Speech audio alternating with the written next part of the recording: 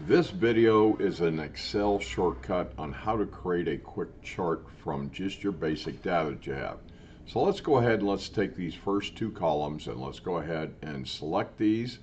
And what we're going to do is we are going to hit the Alt F1 key at the same time. It is going to create a chart.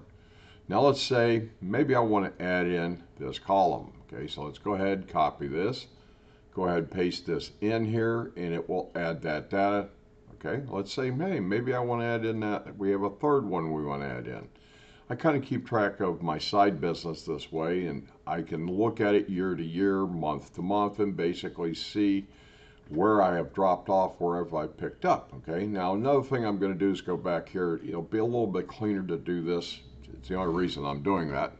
Let's go into the chart, and we want to change the chart type, right? So maybe you don't like this, maybe you want it this style, okay? Or maybe you want a line chart, or maybe you want a pie chart. So the thing is to learn to just kind of experiment with this stuff, and you can find different things that'll give you the look that you want for a report that you want to present to somebody else, or even that you want to be able to look at yourself. Okay, thank you for viewing. We will come up with more videos here in the very near future.